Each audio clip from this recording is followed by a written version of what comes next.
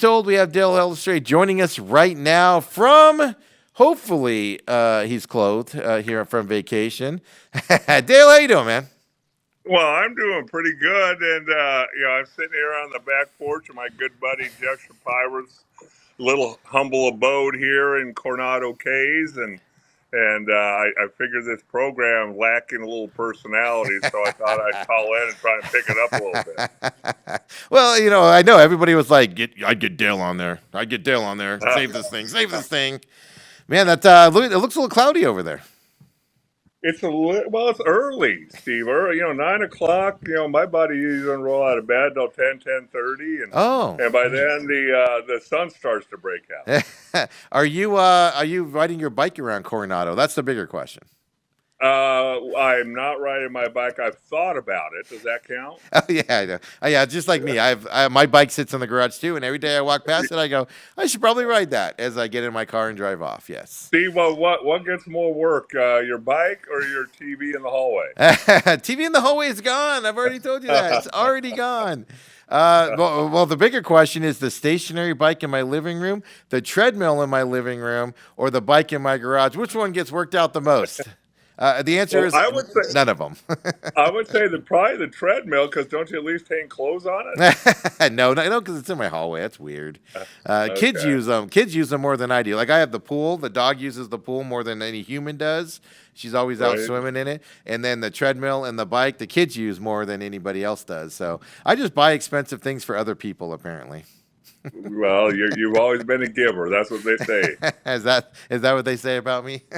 Yeah. Hey man, I appreciate you joining us, but obviously with the news yesterday, you played with this Hall of Fame gentleman out there. A little bit later, he came in later to the Cowboys than early on, like you were there and everything. But you were the first guy I thought of, obviously, when the news broke yesterday about Larry Allen passing on there in Mexico.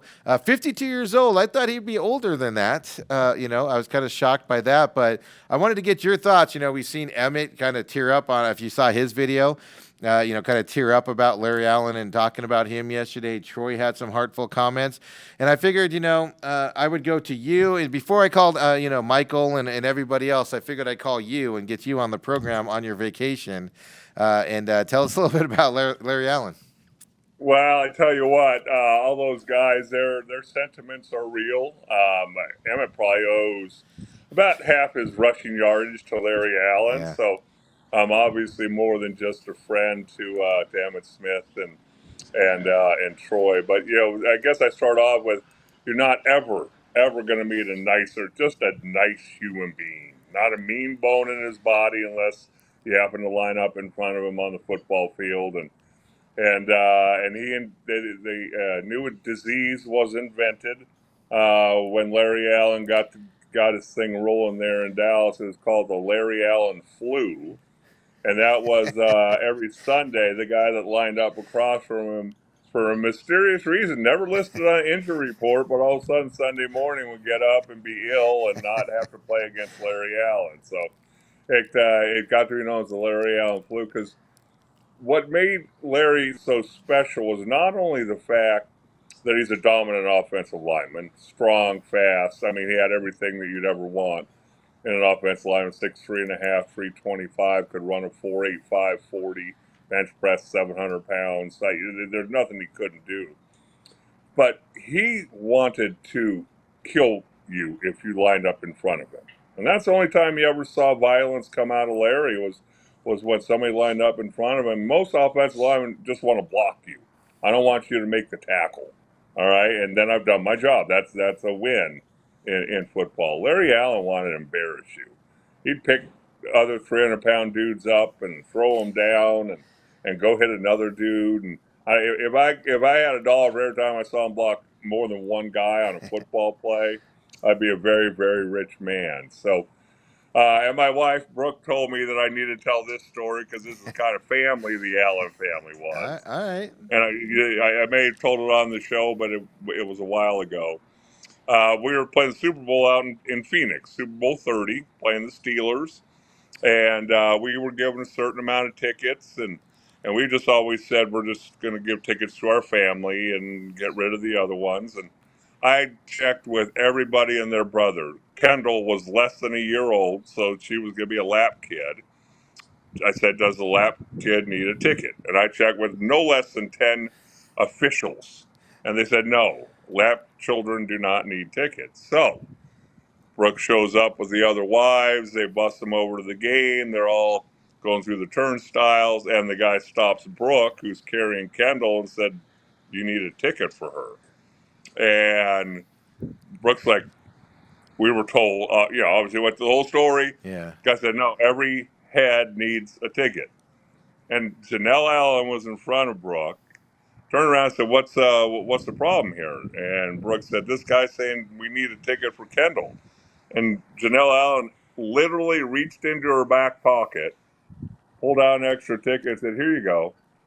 It's like, I don't walk into a spring training baseball game with an extra ticket in my back Yes. pocket.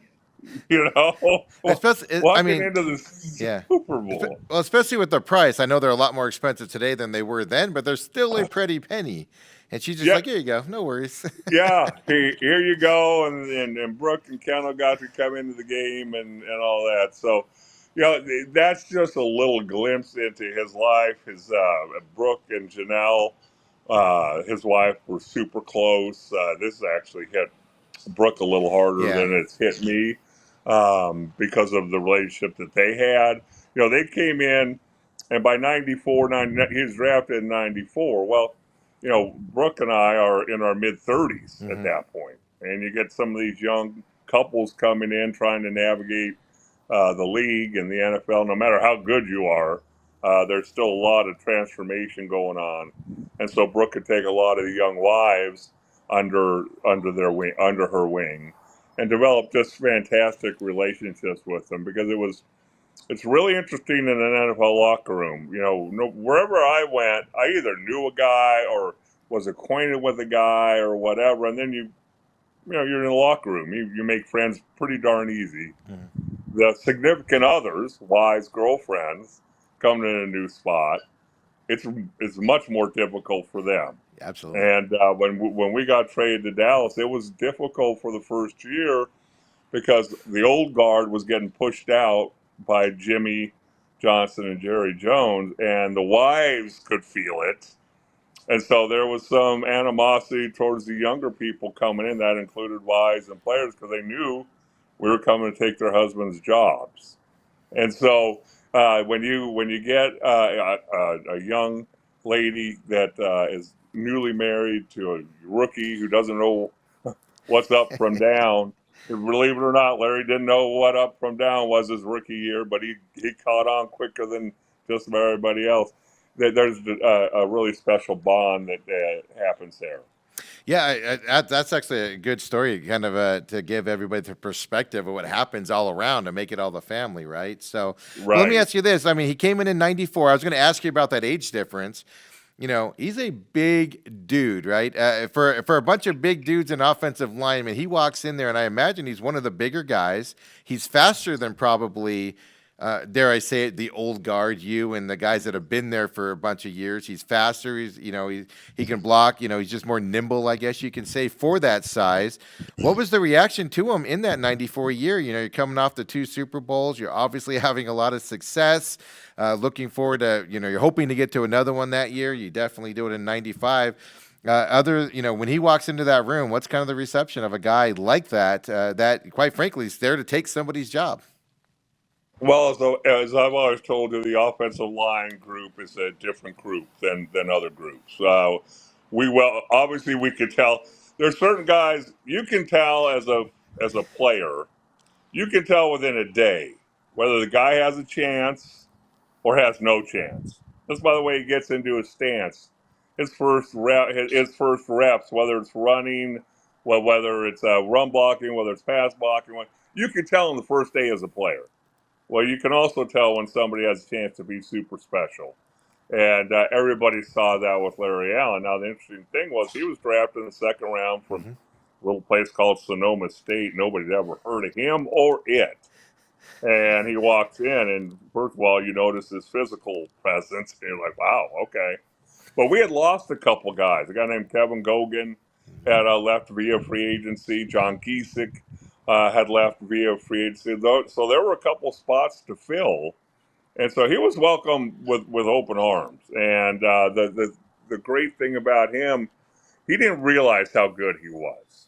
Mm. He was a humble dude, and some of the stories that I heard, whether it's getting jumped by 10, it was either Bloods or Crips because they wanted him to join the gang, and he fought them all off, has knife marks in the back of his head because they were trying to stab him and all that, to just the way he grew up and went to junior college and figured his way there. You couldn't help but admire him. And there's absolutely no jealousy. And when there's a he was what we would call a no doubter. You knew he was going to start. The wonderful thing about him is he started in his rookie year, Mm-hmm. started guard and started at tackle, Yeah. and that's how his career started, and then it just blossomed from there. Why refresh my memory because I don't remember this. Why did he move from guard to tackle? Was it an injury situation, or was it just to shore up a side of that tackle side in that rookie year? Because you don't see that on rookies on good teams very often.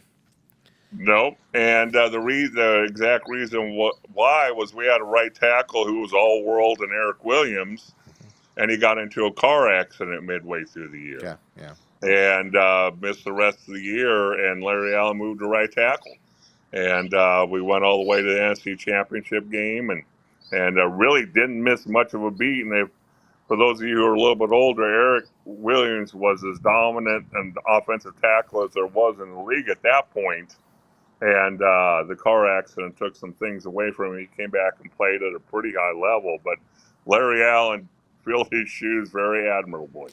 Yeah, it is just amazing how now it's like I see when you walk into a room now, right, and you're not anywhere near, forgive me for saying this, anywhere near playing shape, and you're a big, large human being when you walk in a room, and so I could just imagine sitting there and seeing just a guy that's coming in to do an offensive line job at that size. I just can't go back.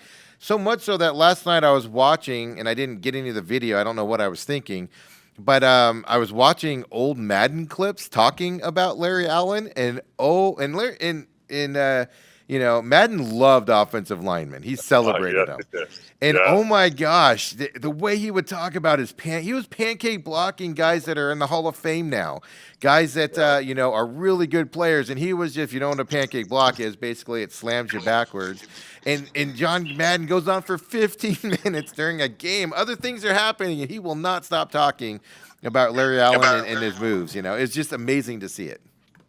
Well, and that's where I get back to the Larry Allen. He didn't just want to block you. He wanted to embarrass you. Yeah. And I saw a little bit. My buddy Jeff and I were watching some of the things last night about him, and a John Randall snippet came on. That's the one. And That's what I John saw. Randall, Hall of Fame defensive lineman, notorious for yapping with the best of them. Super nice guy today, but when you play with him, he had all the war paint on. Yeah. It was all constantly yapping. He said, I tried talking noise to Larry Allen one time, and that was the last time that I ever said anything to him because he wanted to ruin people, and so it was the respect around the league for his abilities, and that's the interesting thing about him was the fact that not only was he this powerful man, but he also chased down linebackers on interceptions. Yeah, he was He could fast. run Yeah. 40 yards. He could run 40 yards faster than any other lineman in the league. I'm gonna pat myself on the back for a minute because we had a conditioning test. We had to run 1,610 yard. They called them strides, but linemen had to run them in 18 seconds, which is about a I don't know 85% clip for linemen. And Larry Allen could do everything in spurts. 16 110s was not his forte. And so I just say, Larry, you just get right behind me on my left side and you just match me stride for stride. We're going to get through this together. Somehow, some way, he made the conditioning test so he didn't have to do extra running. And that was my contribution to the Larry Allen legacy. Well, run with it, right? Because he wouldn't have been Yeah, on the team and been able to practice and stuff if it wasn't for Dale Hellestrae leading him yeah. along. So that was actually going to be my next question. I know like with Nate Newton and some of these bigger guys back then, there was concerns about their conditioning when they came in. Being was he 6'3", 330 pounds coming in. Other than that running test, I mean, was there ever? Is that one of those things where they went to him and said, "Hey, you need to slim down a little bit to play in this league," or were they just like, "Look, you're a stud. You play whatever you want"? Well, I think that he was treated a little bit like Earl Campbell. If in fact he would have missed that running test, I think they would have said, "Hey, the next time it's 4th and a mile, I'll take Larry Allen out." Exactly right. So, because back in that day, that was the number one thing, right? I know linemen were bigger back then, but they always, were telling them you got to be this weight when you come in and play. And some of Well, those guys are so good, you got to have an exception for them, right? yeah, you had him, I don't know if they ever gave him a weight, whatever you feel good at, you play at. And then Nate Newton was the other guard, and he would just say how much does it cost. He was going to write a check up front, and that way he doesn't have to weigh in every week. That's why I brought up Nate Noon. You've told that Yeah, story before. So, he yeah, was just like, I don't care. I'm just here to block and move in a yes, 3 yard radius, right? So, yeah, 11 Pro Bowls, 6 All Pro selections, obviously, all decade team for the 90s and 2000s, and then first ballot selection and enshrinement into the Hall of Fame in 2013. He finished his career with the 49ers. That last season, he actually had a really good year. I forgot he was there. And I looked up his stats there. He actually had a pretty good year, for his last season. Because those, linemen get beat up pretty quickly, right? In this league, and they yes, lose a lot. And he had a pretty good last year there in San Francisco. So he was he able to did. keep it the whole way. I golfed with a gentleman named Brian Jennings, who was a long snapper for the 49ers last week. And we were talking about Larry Allen, both of us having played with him. And Larry came in with such a reputation and so dominant to the 49ers that Larry, he didn't do this his first few years in Dallas. He went along with the schedule. But evidently, he lifted at 11 o'clock in San Francisco every day. That was his lift time. Okay. And they said, well, that's when we meet. And Larry said, okay, well, you guys meet and I'll be in the weight room. They ended up changing meeting times so Larry Allen could get his 11 o'clock lift in. What was Larry one of those guys you talk about? Could he lift? Could he do a lot of bench presses, or was he, one of those guys that just had a lot of natural strength and couldn't, lift and bench press a lot of weight? Well, you tell me, is 700 pounds, would you consider that a significant amount of weight, or is that what you did at Dobson High? That's just me warming up. Yeah, That's just he my did warm up. not only that, but he could bench press 225 pounds. I think it was 43 times, Oh, it's okay. 44 times. Yeah. And he wasn't one of these guys who used his legs with his bench press. It was all upper body. He was Yeah. Yeah. just tremendously strong. If I was to ask you, compare Larry Allen to a lineman today, one, can you even do it? Is there somebody like a Trent Williams maybe that you can kind of see a little bit of Larry Allen, or was he just one of those guys, once in a generation type of guys that you played with? Well, he definitely once in a generation kind of guy. To come up with somebody who could pull on sweeps, could double team with the best of them. You single block, we'd run right at him a lot of times. This guy never had a chance. In today's NFL, yeah, Trent Williams probably would be a guy, but Trent Williams doesn't doesn't have that finishing Yeah. attitude that Larry Allen had on every play. You'll see Trent Williams geek up a little bit certain situations. Always gets his guy blocked, but Yes. there's a difference between getting your guy blocked and him ending up on his back or getting thrown three Yeah. yards. Yeah. Well, the And thing. it's I'm what's sorry. that? When I was watching that Larry Allen clips last night, it brought back memories of just watching him on those sweeps. He'd be out, taking on a cornerback or an outside linebacker, 4 yards, 5 yards down the field, and you can almost see them crumble without like, Oh don't yeah, touch me, I'm gonna crumble. You don't get that with Trent Williams. You can, but you don't get it as often. It was like Larry every time he did it. he was out there to clear that space. And like you said, Emmett, and that clip from Emmett yesterday, I mean, it was really touching. I mean, he basically it was this guy is the reason I am who I am today. Later on in that career, coming around that outside. So it's terrible news that happened, of course, on Sunday. That news coming out and everything. And like I said, I was thinking about you and Brooke and you guys that played with him and everything like that, because this is the first one, right? You guys are getting older. We talk about that a lot here and off air, that you guys are getting older, and these guys are starting to go, and just these memories forward. That Cowboys team was just a special team back in those mid-90s. Right. And it obviously brings things into perspective. Only 52 years old. Yeah. A couple guys had seen him in the last year or so. He had dropped some weight, seemed to be in good shape, and all that. So obviously, I'm not going to jump to speculation or anything like that. But we'll wait for the results to come out. But just traumatic being on vacation with your family, your three kids. In a foreign country and all those things. That's where Brooke went to. If you're Janelle, you're a foreign country, and how do you find him? Was he, did he die in his sleep? Did he, we don't know any of those things yet, and her heart went straight out to Janelle because she knows what that would. She doesn't know what it would feel like, but You can imagine. wondered how Janelle was dealing with it. Well, absolutely. It's one thing for it to happen, when you're home or out working or something, Right. And like you said, on vacation, it's a memories thing. That was the first thing I texted. I texted you yesterday, and I said, man, first of all, be safe on your vacation is what I texted you, because man, that's just it's terrible no matter where it happens, and then on that side there. So hey, I appreciate you joining us. I know you're on vacation. I generally like to leave you alone on this. I felt like I was bothering you, but I definitely wanted to get your thoughts if you wanted to give them on Larry Allen. I mean, anything you want to say before you go on Larry Allen? One last thing here before you go back to your vacation and get. First of all, you don't need to keep going to luxury places to get away from me. I'm not that stressful. Well, you are very stressful. You are very stressful. And as long as I have a good friend who keeps inviting me, I'm going to take him up on it, because one of these days I'm going to say, hey, it's time to come back out. Jeffrey, you up for it? He's going to go, actually, I'm booked through the summer. So we'll take advantage of it while we can.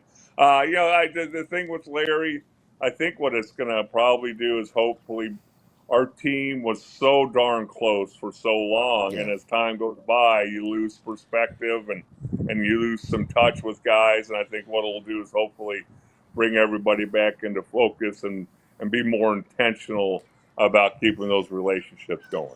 Yeah, absolutely, because you've talked about that. I mean, there's some players that you're really close to, and then there's some that you've lost touch with over time. So I think you're right, especially him being so young. It'd be different if it was an older player or something that's older in there. So hopefully you're right on that, because I know in a locker room that's a special thing that you guys go through, and lifelong memories and what you guys battle throughout there. So, well, go enjoy your vacation. We'll see you back here on Monday. Leave me alone, would you?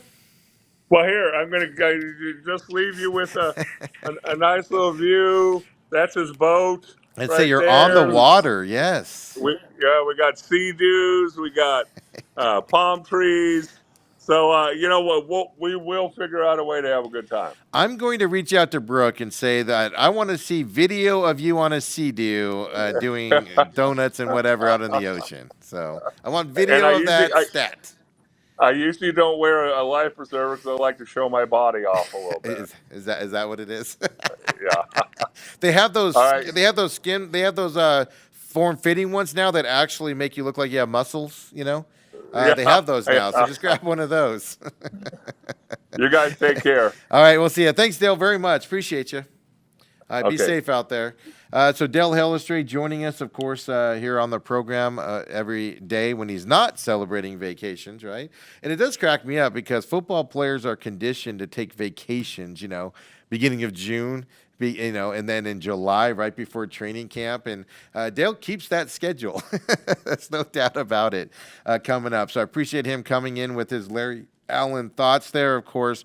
Came in late to the Cowboys, but if you want to, Google John Madden and Larry Allen and just listen to John Madden literally drool over what a beast of a man he was there. So thank you for Dale joining us. He'll be back on Monday